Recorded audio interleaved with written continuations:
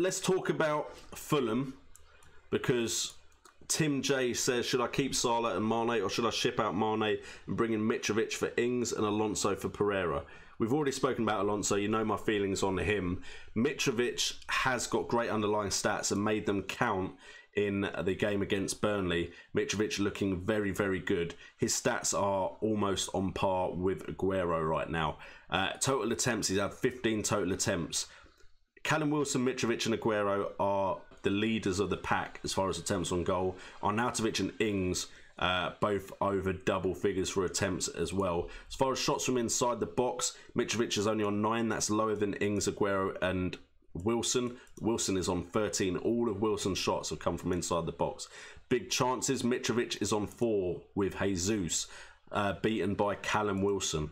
On target, Mitrovic has 7 shots on target, beating out Callum Wilson, Jesus and Aguero with 6 each. So for me, Mitrovic right now, as far as attacking goes, is doing very, very well underlying stats wise, and of course now has the goals after that game against Burnley. Also, Schürrle and Vieto have both looked very, very good as well in that last game. So I'm excited to see if that partnership of 3 up front can continue in that kind of form against opposition like Burnley. Now, do I think they'll do that against the likes of Man United, or maybe Man United to be fair, but Man City, Liverpool, Chelsea, Tottenham? I don't think they'll be doing that against those opponents.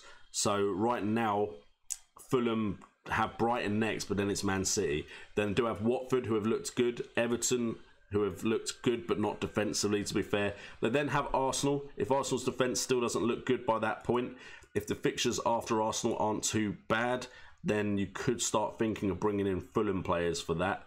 They do have Cardiff, Bournemouth and Huddersfield after that Arsenal game. Then it is Liverpool, so you've got to take the good with the bad, and then Southampton. So I really do like the look of Mitrovic. I think, for me right now, Mitrovic and Wilson are the strikers to own that are value for money. Potentially Ings as well, but I just think Wilson and Mitrovic look like the ones that will continue to score goals. Talking about Palace, Michael Krichilik. For me, I think Palace, the whole reason I had Palace initially, and I brought in Townsend instead of Zaha, which I'm still regretting, even though Zaha hasn't exactly had the greatest of starts, but he has scored goals.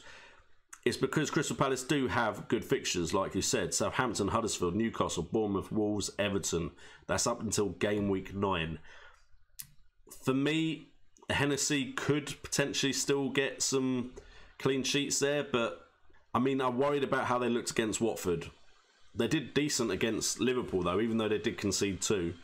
I mean, Hennessy can't come into my side because I've got Wan-Bissaka, and I think he looks like a starter at Palace.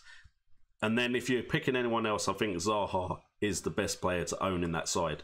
So I like Zaha. Hennessy, for me, I've got Wan-Bissaka, so I don't want double coverage on Crystal Palace. So carrying on from that, Daraj, Zaha and Wan-Bissaka, I think, are very good options for game week 4.